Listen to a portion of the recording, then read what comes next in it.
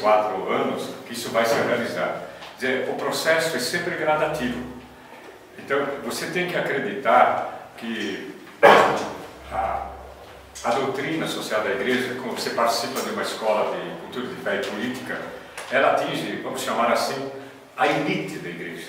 Ela não atinge a população na sua maioria, na sua totalidade, 99% ela não atinge.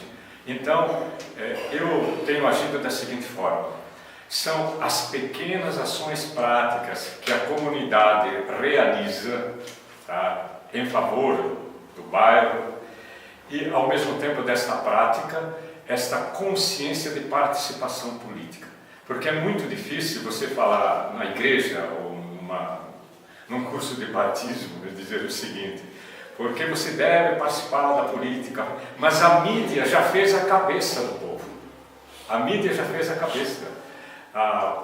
Candidatos populares, artistas que cativam a simpatia. Então, são nas pequenas ações.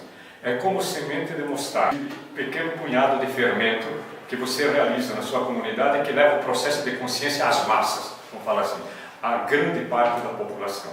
Porque esta consciência é da elite.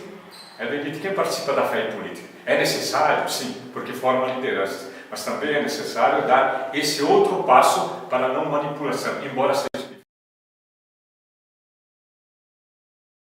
E nós vivemos numa época, um tempo novo. As notícias, o conjunto dos noticiários, das informações, eram dadas a grandes grupos de comunicação. O que nós estamos fazendo aqui? Estamos rompendo o cerco. Estamos rompendo o cerco do monopólio da comunicação. Tá? O seu celular, o seu celular, a internet, todos esses canais estão rompendo com o monopólio da comunicação. Então, se cada um de nós, cada comunidade fizer um pouco do que vocês estão fazendo, certamente e vamos construindo um processo crítico, mas também um processo democrático de participação, esclarecendo o que acontece nos bastidores dos partidos políticos e dessa politicagem, que a verdadeira política não é essa. Talvez a gente não tenha toda essa amplitude das grandes redes, mas a gente consegue, a partir do nosso grupo de amigos, do nosso grupo, das nossas redes sociais, passar o que de fato nós observamos e criticamos. Agora, o que acontece?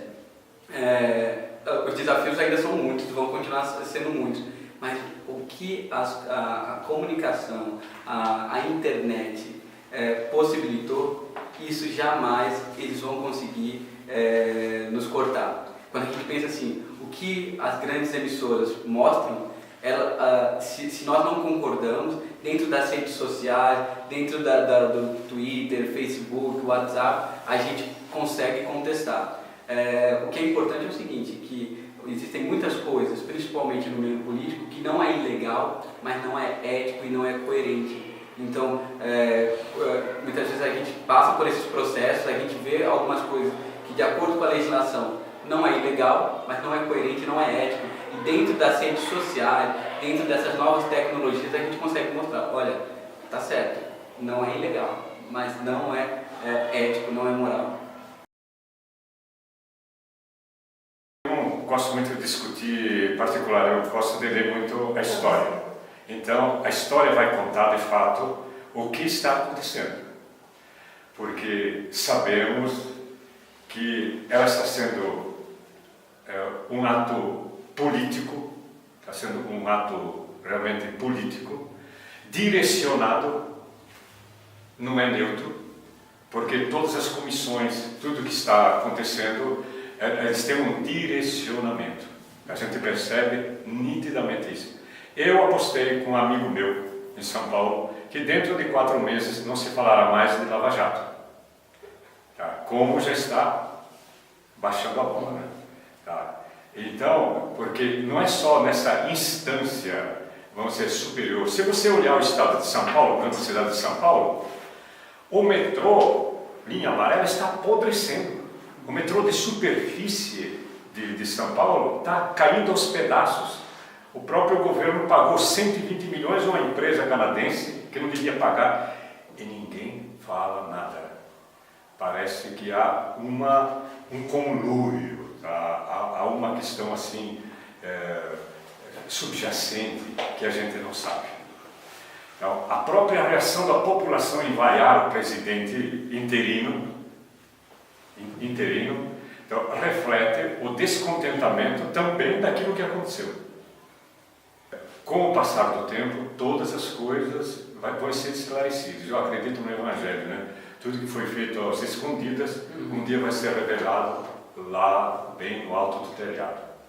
Então, é ter essa paciência histórica para que o processo, se é democrático, vai acontecendo e nós vamos perceber quem é de fato, quem são as pessoas que estão envolvidas, não estão envolvidas e outras que talvez nem serão envolvidas. Mas ao longo da história vão ser reveladas quem de fato elas são. Porque acima de tudo, não é só uma questão econômica. A eleição do econômico é importante, porque a economia é o cuidado da nossa casa, a pessoa humana é que deve ser levada em conta como o princípio fundamental de tudo. E, no entanto, a gente percebe que o fosso no Brasil se afunda cada vez mais entre os privilegiados e os miseráveis. Então, isso tem que acabar. Então se fala assim de guerras, de Estado Islâmico. Nós vivemos Estado Islâmico nas periferias das grandes cidades, de morte, de assassinato, de tráfico de drogas, e ninguém faz nada. Então, onde estão as políticas públicas que levam a resolver esses problemas? Então, o tempo, a situação que estamos vivendo e atravessando vai esclarecer, porque a verdade sempre é libertadora.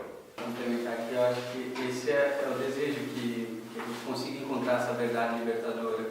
A gente pensou que nos últimos anos, todo esse processo de crescimento do país, o que a gente acreditava que agora o país era a bola da vez, parece que os nossos sonhos, em questões de um período muito curto, 1 ano e meio, 2 anos, foram todos jogados na lata do lixo. Estamos perdendo o momento de realização. Estávamos no momento de crescimento histórico e de um crescimento social e de uma mudança de valores.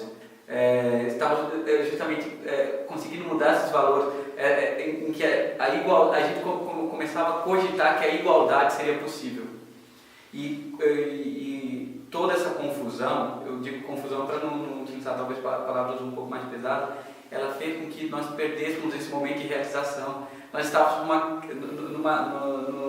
numa curva em ascensão, num modelo de justiça social. Só que jogaram um balde de água fria no nosso sonho. Triste que o ódio foi a grande marca. O que nós estávamos preocupados não era em que as acusações elas fossem vistas, fossem verificadas se de fato ocorreu corrupção ou não. Nós queríamos destruir um grupo político, o grupo que estava no poder. Nós queríamos destruir, enquanto sociedade, aquele grupo que mais fez pelos mais necessitados, os mais pobres. E foi um momento que, literalmente, toda a estrutura de poder, que sempre foram os brancos, a classe média, os mais ricos do nosso país, se viu nesse momento, que foi o momento de crise. Eles puderam falar o seguinte: viu, vocês estavam errados, agora deixe que a gente resolva aí o problema. E um problema maior ainda é o caso de a nossa primeira presidente mulher, que inicialmente no primeiro mandato teve toda essa carga de orgulho, de valorização da mulher, e agora quiseram destruir um pouco mais para dizer o seguinte: olha o que uma mulher fez, olha o que uma mulher fez. Eu acho que esse é um outro ponto que a história ela vai nos mostrar, e eu espero que num futuro não tão longe, quanto nós erramos. Mas como eu ainda acredito na esperança, então eu acredito que com essa reflexão histórica a gente consiga. O crescimento do Brasil não foi fruto exclusivo do governo, desse governo dos últimos anos. É um próprio ciclo internacional. Mas, diferente de um governo anterior que dizia o seguinte: vamos fazer o bolo crescer e depois que o bolo crescer a gente divide, o governo do PT fez foi o seguinte: enquanto o bolo estava crescendo, a gente já estava dividindo. A gente não esperou o bolo crescer. E isso, de dividir o bolo enquanto estava crescendo, vai trazer consequências assim para o resto da nossa história, porque os negros já foram para a universidade, as mulheres, já, agora uma expressão nova, já estão se empoderando, as pessoas que sempre foram excluídas, os movimentos, os jovens negros, eles não querem ser mais mortos na periferia. Nós não aceitamos mais a violência do Estado, nós não aceitamos o direito da violência do Estado. E isso, nunca mais, essa é a minha esperança. Por mais que nós não tenhamos nos realizado, por mais que nós não tenhamos chegado nesse ponto de encontro, que na filosofia a gente fala entre o sujeito e o objeto, e a emancipação humana de fato não tenha alcançado, a gente conseguiu mostrar que é possível. Eu devolvo o troco a mais que eu recebi do supermercado. Eu devolvo o troco. Eu faço cola na escola. Eu dou propina. Então, no nosso dia a dia, eu passo o sinal vermelho, eu me desculpo com o guarda, que não é só a grande corrupção que envolve milhões de dólares, mas a pequena corrupção de cada dia, da nossa coerência, da nossa conduta ética. Quando eu acho uma carteira com documento, tem dinheiro, eu devolvo, e assim por diante. Quem não ama seu povo, não colabora com sua pátria, não merece ser chamado brasileiro ou de qualquer nacionalidade. O preconceito contra os mais fracos, contra o negro, contra a mulher, contra o nordestino, Você fala assim, os nordestinos elegeram a presidenta. Não, São Paulo deu 8 milhões de votos. Portanto, não foram nordestinos. Então isso se reveste de um preconceito muito barato que a gente achou que já tinha sido superado no Brasil. Superado. Então, como o Diego fala, a inclusão social é o dado fundamental para o país, para que não haja uma guerra surda, onde existem aqueles que vivem dentro da lei e a marginalidade fora da lei que combate. Então, numa guerra preconceituosa e discriminatória, que ela não se dá porque se usa uma arma, porque se usa as forças econômicas e se nega a inclusão dessas pessoas na sociedade brasileira.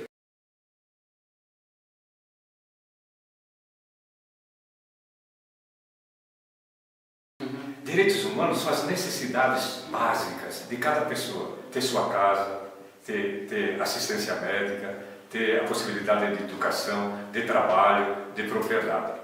Então, muitas vezes, quando há atividades sociais, pergunta assim, em vez de dar o peixe, ensine a pescar, mas o rio está poluído. O rio está poluído.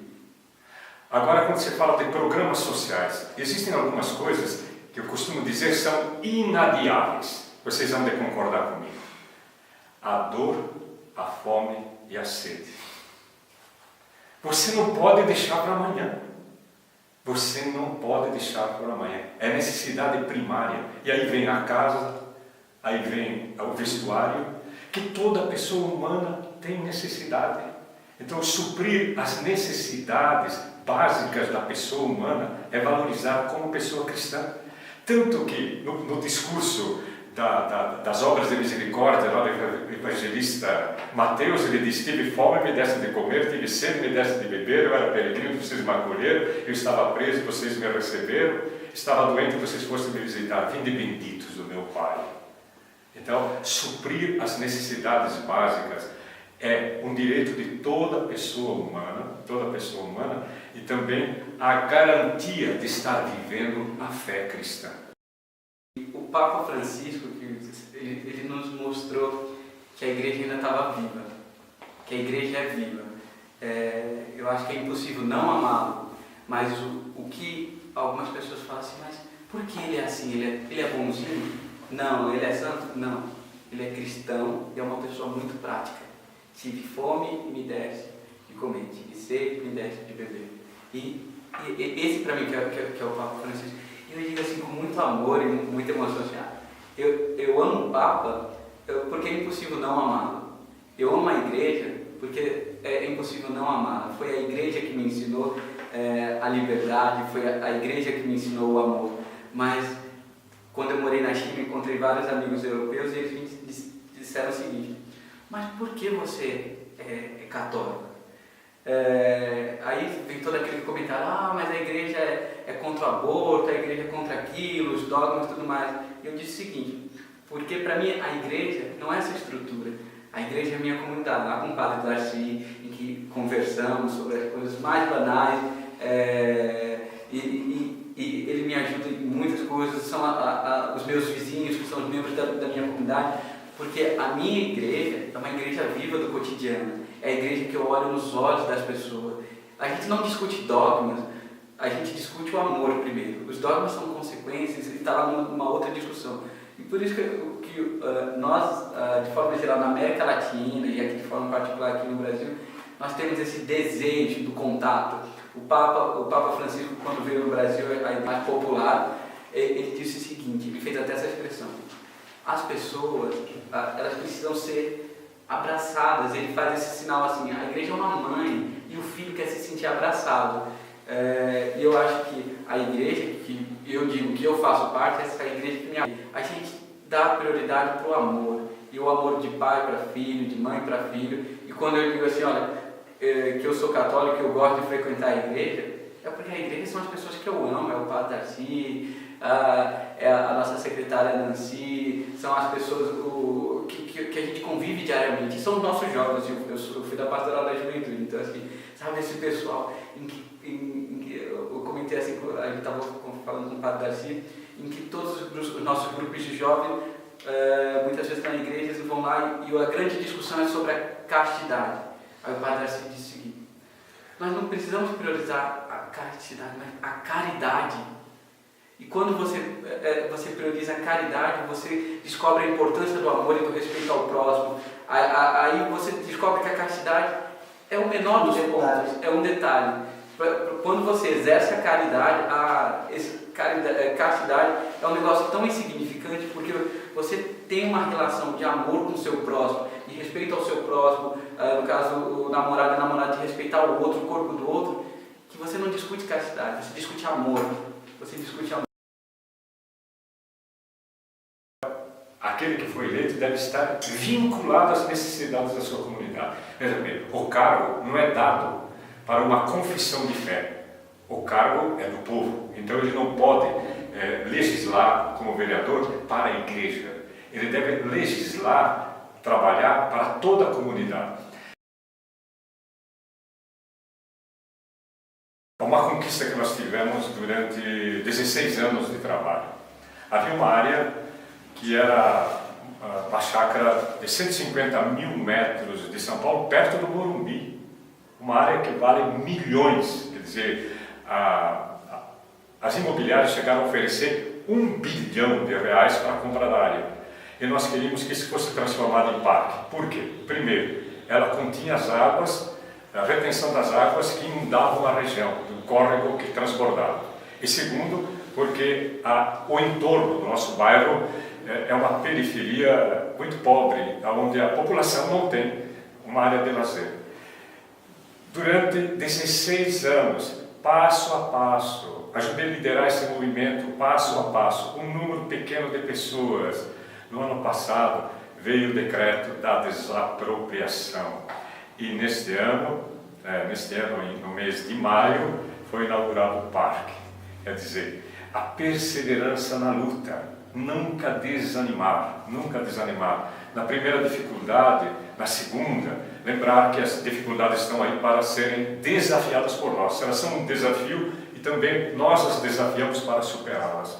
Por isso é muito importante a perseverança na luta, nos objetivos, para atingir aquilo que a comunidade quer em termos políticos. E o cristão não se omita, não se omita.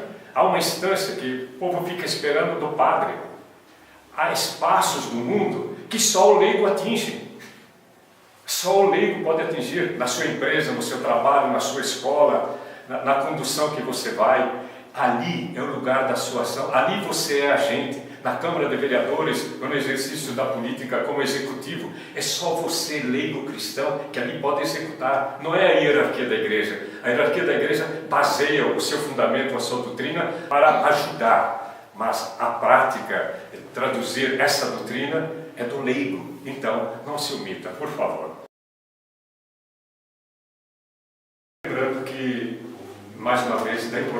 das eleições municipais, do Poder Executivo e também Legislativo.